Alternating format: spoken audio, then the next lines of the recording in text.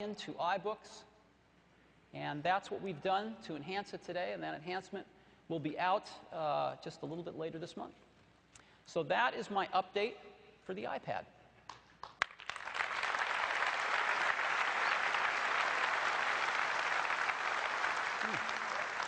Next, I'd like to talk about the App Store, something near and dear to all of us. Now, before I get into the App Store, I want to make something really clear. We support two platforms at Apple. Two. The first one is HTML5. HTML5 is a fully open, uncontrolled platform that is forged and defined by widely respected standards bodies. Apple is a member of some of these standards bodies along with lots of other companies, and we fully support HTML5. A lot of the technology in it has come from Apple, and Apple's browsers are in the lead in terms of supporting the full HTML5 standard. So we are behind this 100%, and it's fully open.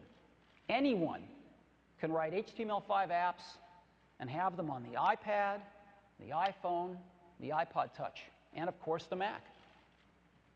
The second platform we support is the App Store.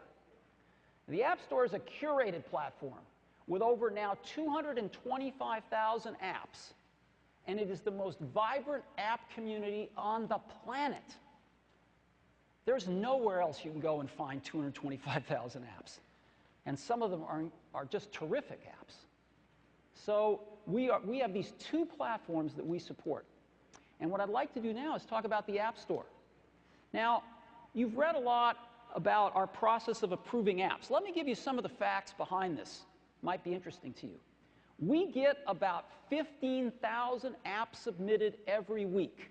That's new apps, that's updates to apps, everything. About 15,000 a week.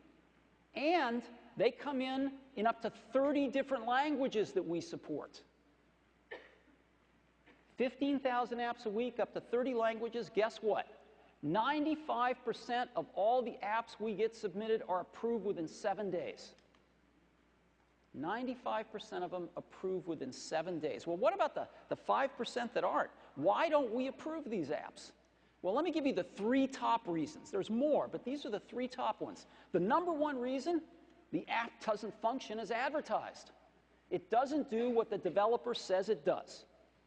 So we reject it, and we say, you said it did this, it does this. Change your description or change your app, but it doesn't do what you told us it did. The second reason is use of private APIs. We're very clear on this. Developers can't use private APIs. Why not? Because when we change the OS, those private APIs are not guaranteed not to change. And if they change, the app will break. And we'll have a very unhappy customer. Right? If they upgrade their OS and half their apps break, they're not going to be happy campers. So you can't use private APIs. And developers that use private APIs, of course, know exactly what they're doing. So and the third reason we reject apps, the third most frequent reason, they crash. So I think if you were in our shoes, you would be rejecting these apps for the same three reasons.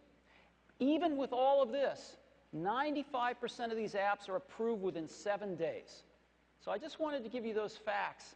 Sometimes when you read some of these articles, you think something different was going on. But 95% of these apps get approved within 7 days. Now, I'd like to highlight one of them for a moment. eBay. eBay came out with a great app on the iPhone last year. And eBay's CEO, John Donahoe, made this statement last week at the D conference. We launched the eBay application on the iPhone last year, 10 million downloads. It did $600 million of volume its first year. It's going to do $1.5 billion to $2 billion this year. Wow. Would we all be this successful? This is fantastic. Well, it's my pleasure now to show you 3 new apps that are going to be on the App Store soon. They're all in the entertainment category, and I'm sure they're all aspiring to this kind of success as well. The first one is Netflix. Netflix on the iPhone, and it's my pleasure to introduce Netflix CEO Reed Hastings.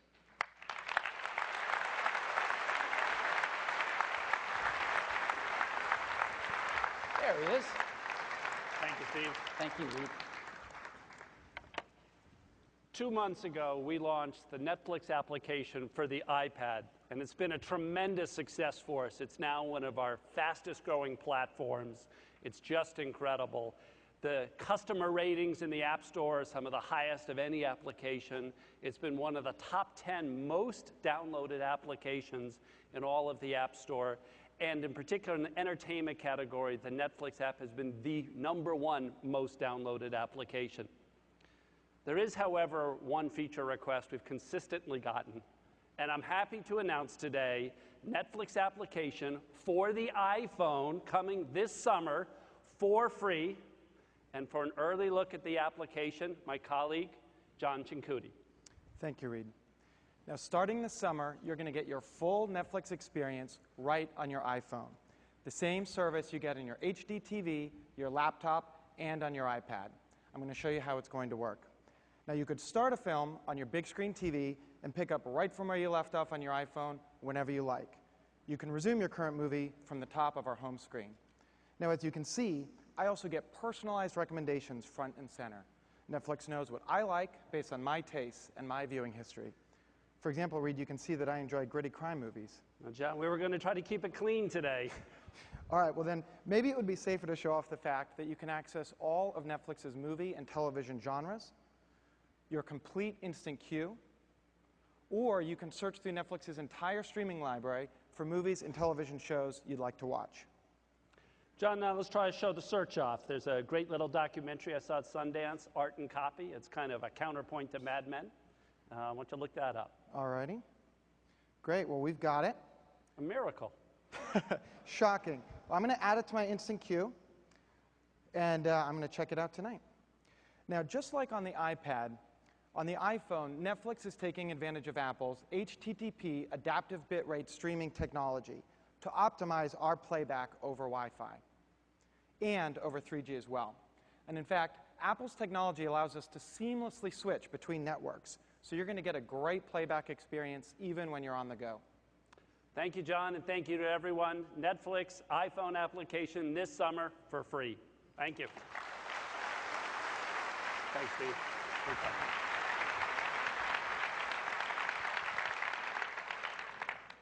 That's great. Next up, Zinnia. Zinnia is a remarkable phenomenon. And, well, let me have them explain it to you. It's amazing. Mark Pincus, CEO of Zinnia. Zinnia. Thanks, Mark. There you go.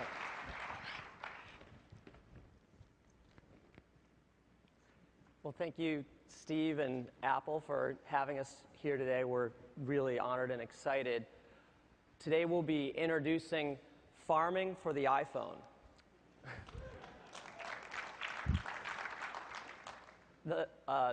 Farmville is our most popular game, and we're excited to be finally bringing it to the most popular mobile gaming platform in the world. Every day, 35 million people play Zynga's games. That's more than the combined audiences for the season finales of Lost and 24. And my wife and I were 2 of those people. And she's here today, but I won't embarrass her any more than I have. In the year since we launched Farmville, it's grown to over 70 million monthly active users, and they're very active users. We're proud that they've raised over $2 million to help Haiti. But anyway, I'll turn it over to my colleague, Jen Herman, who's going to show you farming on the fly. Thanks, Mark. This is the same farm that I've spent many, many hours creating and perfecting on Facebook. Except now it's in the palm of my hand. I've got the same decorations, same friends, and more. Let's zoom in and have a look. I'm going to go over and check out my pasture. I've got my San Francisco-style groovy barn. And now, let's go into the marketplace. I can use in-app purchases to add cash and coins, which I can then use to go into the market and buy things like animals. Is that a snow leopard? It sure is, and it's only on the iPhone. Let's